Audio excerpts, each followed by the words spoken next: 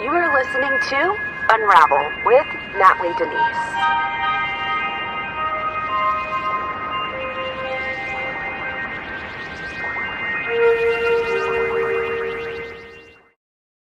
Hey, what's going on, guys? Thanks for staying up for me. I have had some late editing today. I hope you guys are doing well.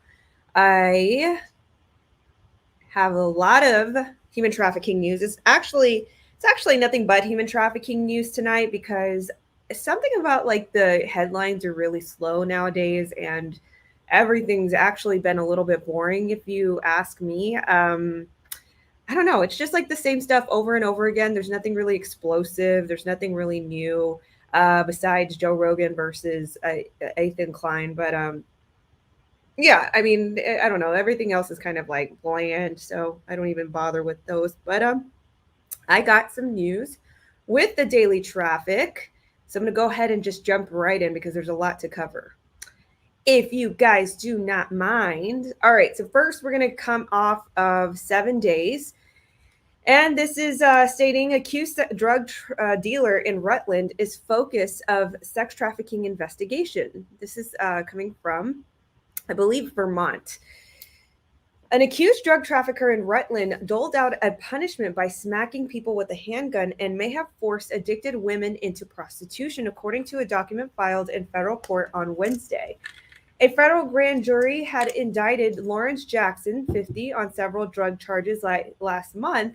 He's also accused of being a felon in possession of a firearm, especially a revolver dubbed by its manufacturer as the Judge, and described in court documents as particularly effective and dangerous weapon that fires both a .45 caliber bullets and .410 gauge shotgun shells. The document describes Jackson as an extremely violent person causing significant recent harm in the Rutland community. Jackson used a weapon and at least 3 times a pistol whip people, and also to threaten a woman he thought had stolen drugs from him, the document states. Witnesses also told the feds that Jackson had raped and sexually assaulted multiple women and held down one woman and burned her skin with a butane torch. Oh my gosh. Yo, this is vile. This is a gorilla pimp. So let me explain what the gorilla pimp is, because this is quite, wow, this is horrible. So a gorilla pimp will use Facebook fear-based coercion to coerce their victims into doing what they want them to do. So this can be anything like telling them, I'm going to kill your family, or I'm going to, if they have children, especially, that we're going to harm your children, or they will physically harm them like this. This is really sick. So he was torturing his victims with a butane torch, it seems. Jackson was arrested on November 23rd after federal, state, and local law enforcement officials raided his Killington Avenue apartment. Though he wasn't there at the time, Jackson was stopped in his car shortly after the authorities searched his home. Inside the vehicle, cops found $2,000 in cash, nearly 500 grams of cocaine, scales, and other drug paraphernalia, the court records say. The loaded revolver was allegedly found inside Jackson's bedroom. At the time, Jackson was awaiting sentencing on conviction for drug possession in the Bronx. He was held in Vermont without bail. In Wednesday's filing, federal prosecutors argued that Jackson, who has a criminal record dating in 1989, should be held until he goes to trial. The sex trafficking and sexual assault allegations remain under investigation. The allegations share some similarities to those levied against Brian Folks, who was convicted in May of 2019 of coercing drug-addicted women into prostitution. Folks serving a 22-year prison sentence. His was the first federal human trafficking case in Vermont to go before a jury. 7 Days wrote about the case against Folks in TrafficK, how the opioid epidemic drives sexual exploitation in Vermont. We talked about this yesterday. Not about Vermont, but nationwide. Part of the 2019 series Hooked that explored lives ravaged by drugs. Excuse me. In October, sorry, I just kind of like all my coffee on me. In October, Vermont State Police announced another sex trafficking investigation after a search warrant and 2 apartments in Rutland turned up a padlocked apartment door and multiple chain-linked storage areas. Okay, so let's go to this first. So I'm going to actually present a really, really good series for you guys. So if you guys have ever seen, if you guys have Hulu, there's this really good series called Dopesick. And I know how you guys feel about certain, productions by Hollywood, but this one is really good. And I would have to argue also, there are some productions, some would call it predictive programming, but if you can get clear through it and not get manipulated through this, and see it for what it is, like for predictive, predictive assessments and what things have happened or will happen. Now, this one is actually a series starring, what's his name? Beetlejuice guy, the guy who starred in Beetlejuice. I'm blanking out on his name. He also starred in, not Bruce Willis. He was in Batman. He was actually a Batman. Okay, anyway, it stars him.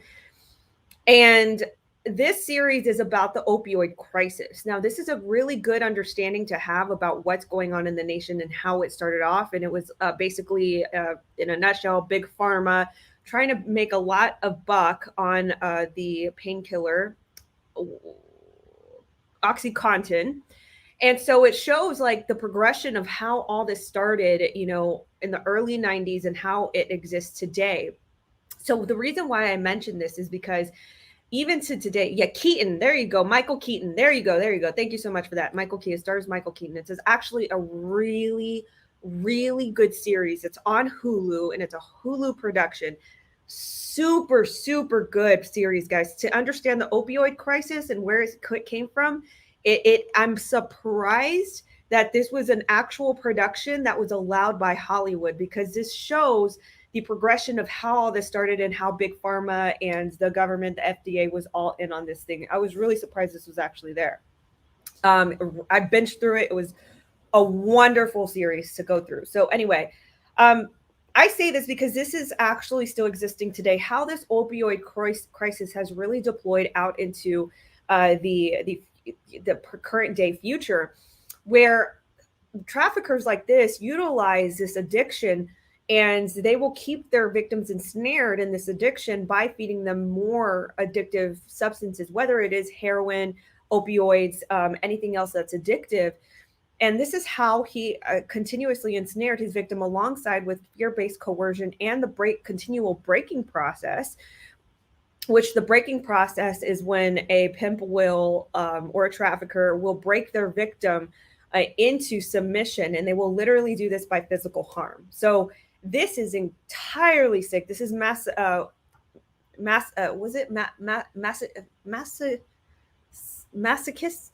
Sadomasochist? This is really sick.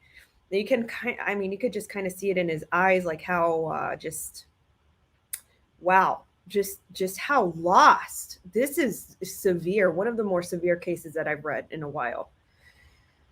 Whew, that's heavy. That's coming out of Vermont. So let's move on to the next story. This is coming out of Durham, Canada.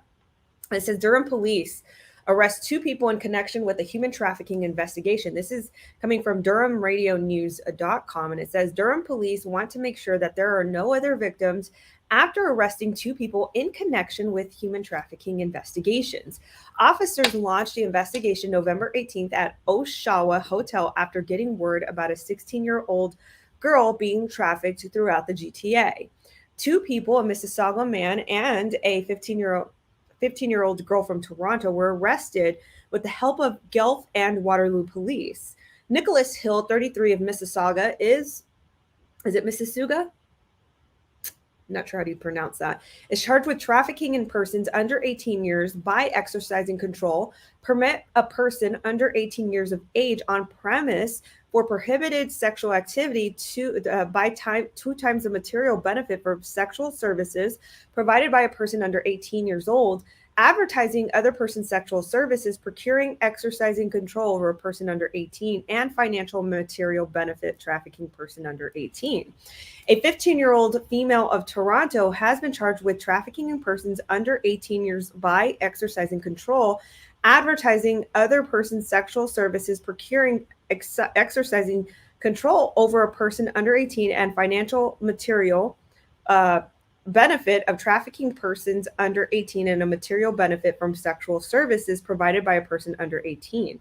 Anyone with new information about the investigation can call police at 1-888-579-1520, extension 5698, or Crime Stoppers at 1-800-222-8477.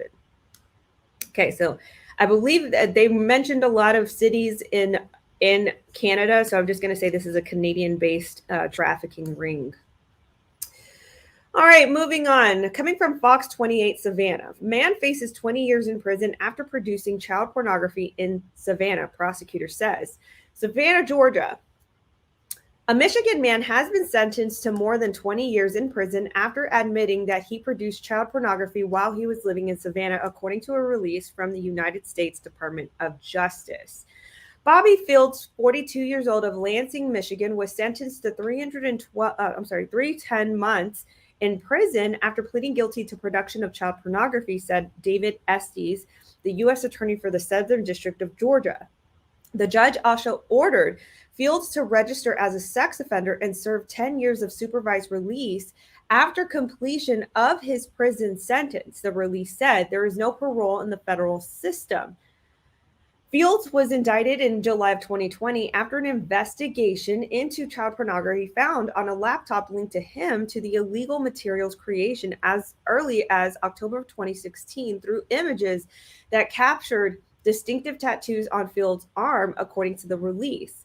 The case was investigated by Savannah Police Department and the Homeland Security Investigations with assistance from the Georgia Bureau of Investigation and the U.S. Marshals Service, and prosecuted for the United States by the Assistant U.S. Attorneys Jennifer Kirkland and Project Safe Childhood Coordinator Tara M. Lyons. Anyone with information on suspected child sexual exploitation can call the National Center for Missing and Exploited Children. I'm a little bit iffy about this number. I would say contact your local authorities, guys. I'm not going to promote numbers that I don't necessarily believe in.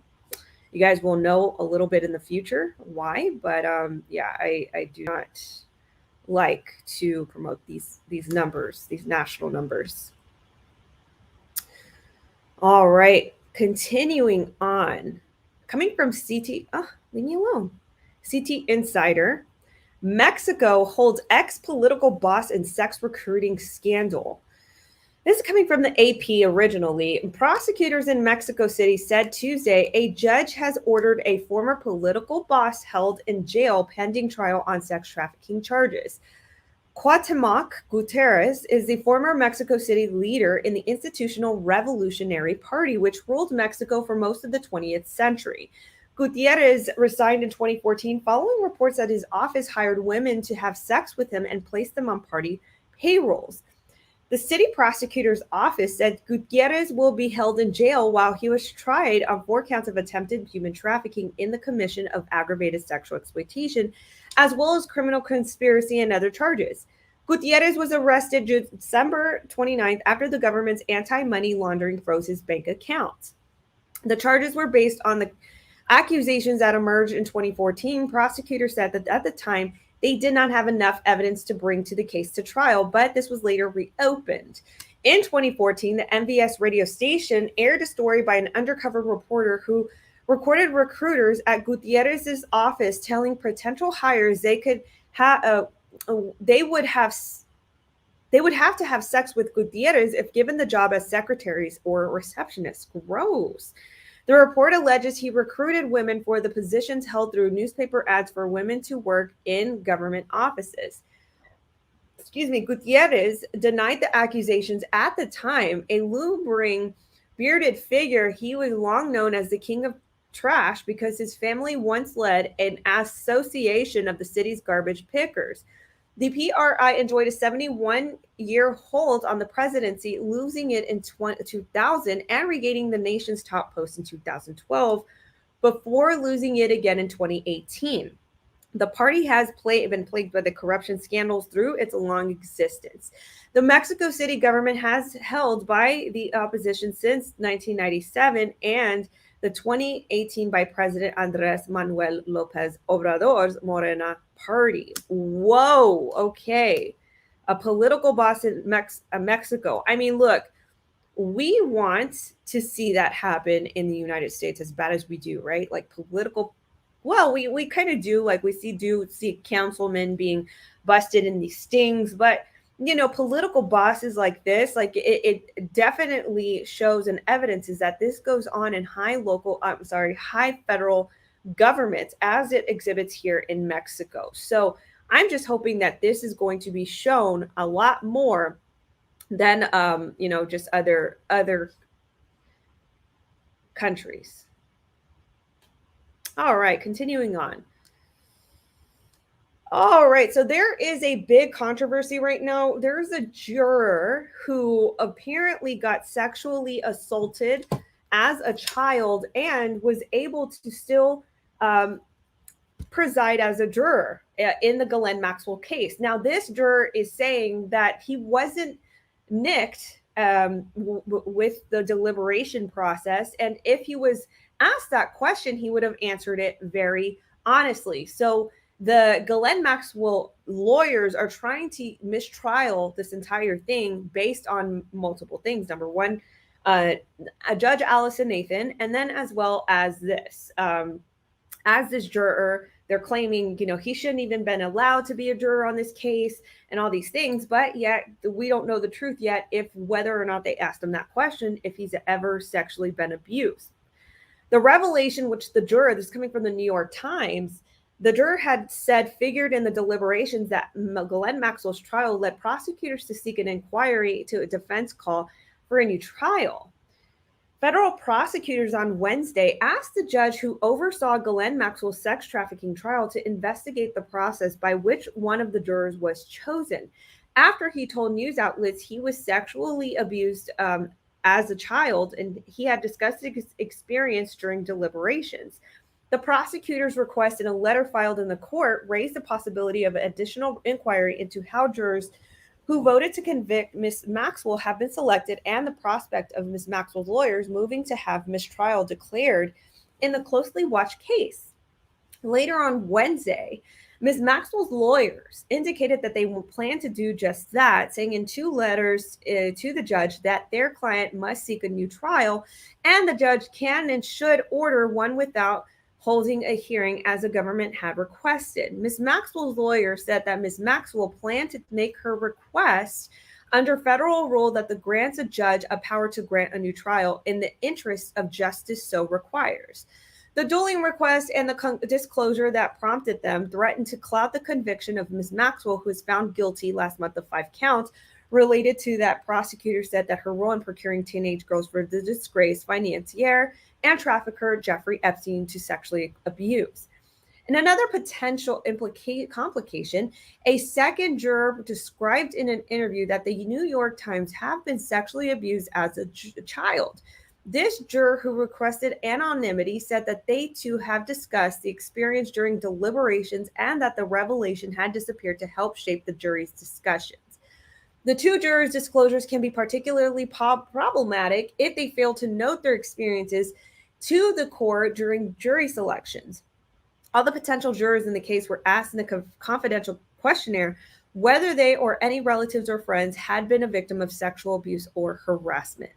The juror, who was interviewed by other news outlets, including The Independent and Reuters, could not immediately be reached for comment on Wednesday. So it looks to be that they are trying to move on this sort of account that because one of these jurors was in fact a sexual abuse victim as a child, that this could possibly disqualify that entire verdict. So I don't know how that is. Ken comments, is sexual abuse a requirement on this trial? I don't know. I guess I guess for this, they're trying to, I guess the only angle I could perceive is they're trying to be as unbiased as possible when it comes to jury deliberations. So that's the only thing that I can find on this. Now, I'm not quite sure how this is going to turn out, or, if this is going to be declared a mistrial. Who knows what's going to happen? We're going to have to post and see what happens out of this. They're trying, though. They're really trying to get her off. All right, and continued on. Coming from NewJersey.com or NJ.com, a New Jersey man used social media to recruit women and girls for sex trafficking, feds say. In Essex County, a man used social media to recruit women and juveniles for sex trafficking and brought a girl to New Jersey as part of the scheme. Authorities have alleged a Min sheriff was ordered detained after an initial federal court appearance by video conference Wednesday. The U.S. Attorney's Office said the 47-year-old Newark resident faces charges of attempted sex trafficking in an adult woman and one count of sex trafficking a minor.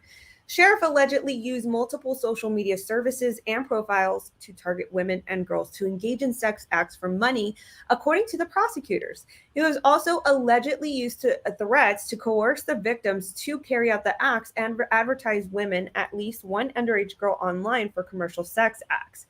Authorities said Sheriff brought at least one out-of-state juvenile to New Jersey and tried to bring a woman to the state via commercial flight in the sex trafficking case. The Allentown Police Department assisted FBI special agents with arresting Sheriff in the Pennsylvania city. Local police confirmed in a statement. U.S. Attorney Philip R. Sellinger credited Newark and Philadelphia-based FBI agents along with the Allentown Police for their work on the case. Staff writer Sarah Cassie contributed to this report. All right, that's coming out of New Jersey. And it's actually surprising, but pleasantly surprising to see that there are some good FBI agents there that do try to help the situation and do actually do their job. We've seen a lot of lack of good work, in a lot of different cases. For instance, the Lasser case with the whole Olympic sex abuse scandal against the Olympic girls. How the FBI was very complicit in not conducting a very thorough investigation when they were handed many different things in their investigation. So anyway, with that being said, guys, I know this was a little bit short, but that's what I have for you tonight. I'd rather provide you with very imperative, vital news rather than nothing. So sex trafficking news, as you guys know, is always important. So there you have it. Guys, I love you guys so much, and thank you so much for staying tuned. Sophia, thank you once again for modding for me tonight. I really appreciate you. And guys, as always, rest easy, and I will see you tomorrow with another news report, hopefully with more interesting headlines, if you will. Thank you again, and again, have a great night or a good day if you're listening to me in the morning. Thank you so much for tuning in to Unravel with Natly Denise. Please give this podcast 5 stars.